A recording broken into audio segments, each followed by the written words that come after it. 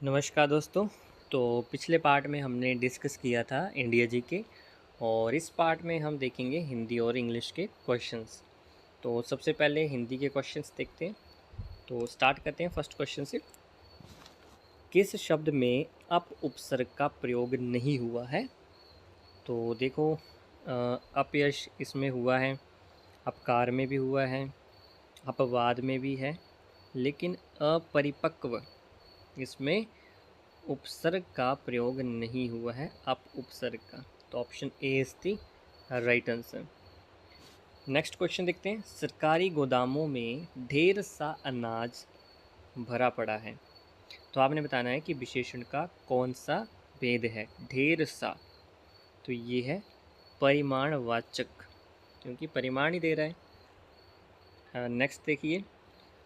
तब कामदेव की पत्नी रति ने अपना सम्मोहक जादू चलाया।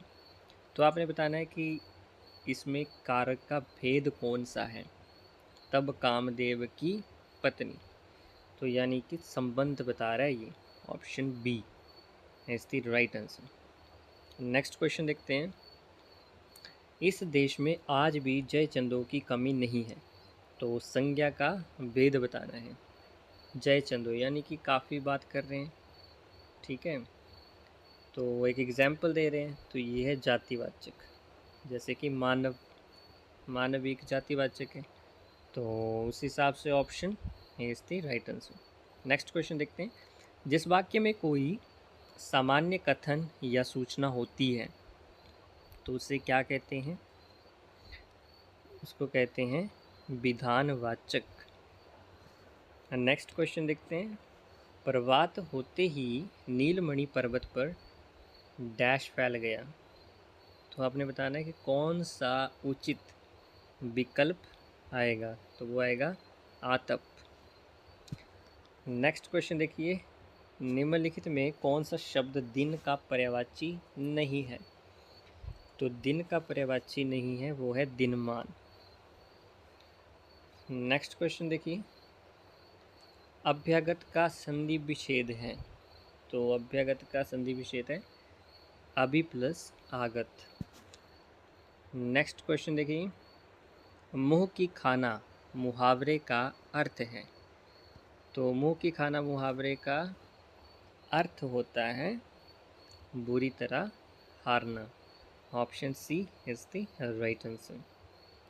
नेक्स्ट क्वेश्चन देखिए। स्वार्थ समीर चली ऐसी सब प्रेम दीप बुझाए।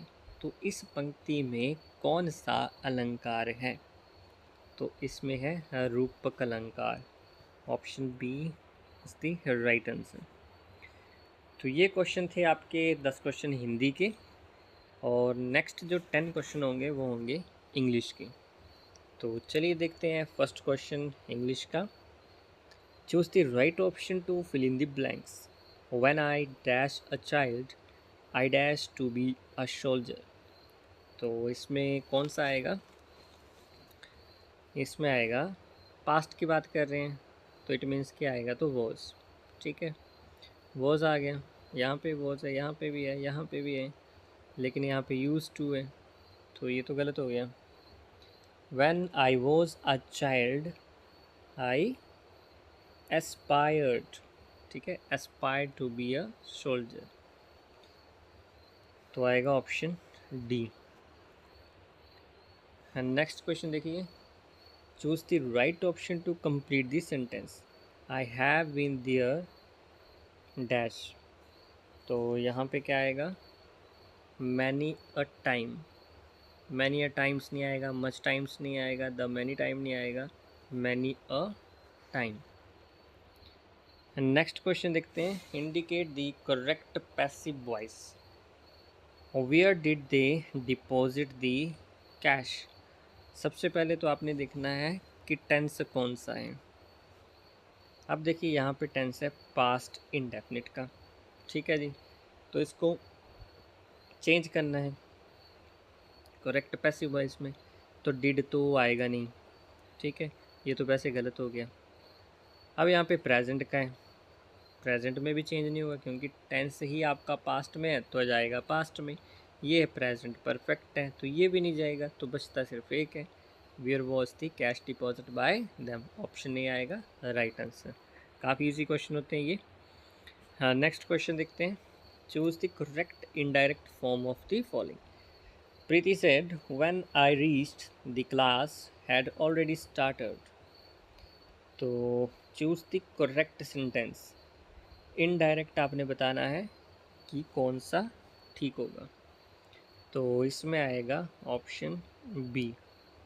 इसमें देखिए टेंस कौन सा है, ये भी पास्ट इंडेफिनिट का है, तो इट मीन्स कि ये जाएगा परफेक्ट में, परफेक्ट के पास्ट में जाएगा। अब यहाँ पे परफेक्ट का पास्ट तो है नहीं, ये तो डायरेक्ट ही गलत हो जाएगा, ये सेज है। अब सेड में 3 में है, यहाँ पे प्रेजेंट का परफेक्ट है, यहाँ पे कोई हेल्पिंग वर्ब है ही नहीं, तो उस हिसाब से option B is the right answer. Next question देखते हैं। Choose the correct option to complete the conversation. A manager, I don't see Meena here, any information about her? Supervisor, she has informed that. यहाँ पे क्या fill होगा? तो यहाँ पे फिल होगा that she has to go to the dentist. तो यहाँ पे देख लेते हैं ऑप्शन किस तरह से फिट हुआ। शी मस्ट हैज़, यहाँ पे ऑक्सिलरी वर्ब आ गई, या मॉडल्स कह सकते हैं इसको, मॉडल। और हैज़ टू सी, डेंटिस्ट को देखने तो गई नहीं, डबल वर्ब होगी। यहाँ पे थर्ड पर्सन के साथ हैव नहीं लगता है, तो ये भी गलत हो गया, ये भी गलत हो गया। शी हैज़ टू, हमने प्रपोजिशन का यूज़ किया, लेकिन टू गो डायरेक्ट नहीं किया, क्योंकि गो के भी आगे टू आएगा, डायरेक्शन तो देनी पड़ेगी प्रपोजिशन में, तो इस हिसाब से option D is the right answer. Next question देखते हैं। Choose the correct question tag. ये क्वेश्चन मैक्सिमम पूछा जा रहा है हर पेपर में क्वेश्चन टैग के लिए। Those shirts are very nice, तो यहाँ पे आएगा are not they, option A is the right answer. Next question देखिए, रीअरेंज करना है, इसको मैं डायरेक्ट बता देता हूँ। ऑप्शन डी आएगा, सबसे पहले आएगा आपका S, in the case of long कॉबिट। उसके बाद आएगा सफर्स द कॉम्प्लीमेंट सिस्टम, और देन इसके बाद आएगा विच किल्स इन्फेक्टेड सेल्स, फिर आएगा कीप्स अटैकिंग हेल्दी सेल्स, और लास्ट में आएगा causing tissue damage. Option Q आ जाएगा, तो इस हिसाब से देखें तो ऑप्शन डी आएगा करेक्ट। नेक्स्ट क्वेश्चन देखते हैं। I have read the passage, I can tell you the whole thinking verbatim. तो वर्बेटिम का मीनिंग होता है प्रतिशब्द। तो देखते हैं कि इसका आंसर क्या होगा। तो इसका आंसर होगा I can repeat exactly as it is written, क्योंकि वर्बेटिम का मीनिंग क्या है, प्रतिशब्द, यानी कि शब्दों को लिखना। तो यहाँ पे तो राइट रिटन एक में ही है, तो इस हिसाब से option A is the right answer. Next देखते हैं, identify the antonym of the underline word. The story is quite captivating and narrations is rather convoluted. तो सबसे पहले हम देखते हैं कि कॉन्वुलेटेड का मीनिंग होता क्या है। इसका मीनिंग होता है जटिल, ठीक है, कॉन्वुलेटेड जटिल।